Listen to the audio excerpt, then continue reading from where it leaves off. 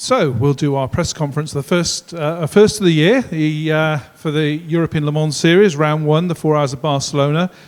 And it is an ELMS first LMP2 overall win for Cool Racing. I had to check that up. I was really surprised by that. But obviously, Malthe knows they won 2 Pro-Ams last year, but this is the first ELMS LMP2 for the team. So fantastic result, guys. Lorenzo, home win as well. You must be extremely happy with that result.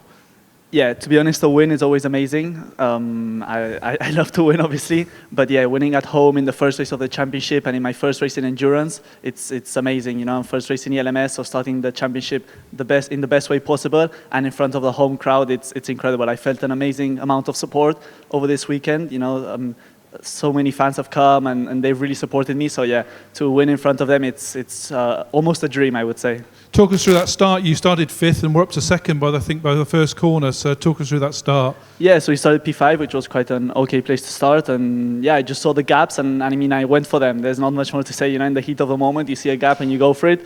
Maybe the move to P2 on Algarve was a bit risky, but I think, yeah, it paid off, and yeah, good start, and then it just set the whole race up, and we could just start putting our pace in, that we knew we had the pace in the race because the team had done an amazing job, and there was no looking back from there on, only forward. Let's not play down the other manoeuvre. After the four-course yellow, you came back and overtook on the first corner. Talk us through that, because you seemed to get a good run on him into that first corner. Yeah, in full course yellow, when the green drops, you go back to full racing speed. And when I saw the flag, I mean, I took off the full course yellow, flat out, and I mean, I must have caught him a bit. He delayed a bit his full course yellow ending, and I managed to get the jump. And since then on, it really was only looking forward, because I mean, then the pace was really good, especially in my first stint and second stint, the car felt amazing. And yeah, no looking back, and just slowly building the pace, managing the traffic, managing the tires. And yeah, really, really good, really nice. We're going to say about that, the tyre situation here is critical, isn't it? You've got to look after them here. Yeah, as we know, Barcelona is really hard on the tires, and one of the keys is to, on the first stint especially, to be really calm and not really over push, no sliding. And I think the 3 of us, we did an amazing job in that, because if you look at Ritomo's first stint and Malthe's first stint, I think we were all a bit slower than the competition in the first stint, but it's because we managed the tires amazingly, and then we were able in the second stint to really start pushing, which is the key. And you handed over to Ritomo. Congratulations, Your debut win as well in ELMS. Congratulations. Must be very happy with that. Yeah, I'm really happy. Actually, you know, this race first time for the ELMS and the first time the European racing without Japan. So this is the big challenge for me. But yeah, I won this race. Yeah, really. Thank you for the team and special the team member. Yeah.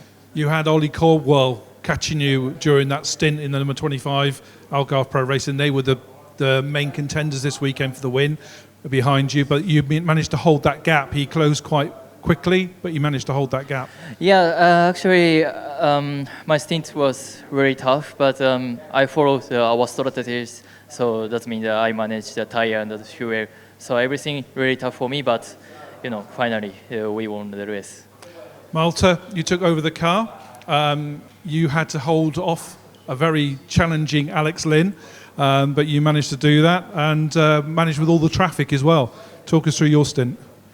Yeah, I mean, obviously, at least we thought before we started the race today that the key to have a good result today was to manage the tires. As we all know, that the tire deck was going to be really demanding, especially towards the end of the race now, because you have so much marbles and so much dust outside of the racing line.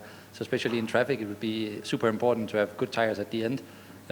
So obviously the Algarve Pro car was super fast today, and I think if we look back, arguably a little bit faster than us, but we did an amazing job, everybody, the 3 of us, to fuel safe right from the beginning and then manage our tires well. So when I got in at the end, I was managing quite a lot in the first stint, and then I think everybody could see in the second stint that, you know, we had everything in our hands and we just had to execute and make no mistakes. I have to mention this because obviously you've won for Cool Racing in LMP3, you've won in LMP2 Pro-Am, and now you've won for LMP2, as well as setting 6 pole positions in 6 attempts in LMP3. You seem to be there all the time for these sort of milestones for the team.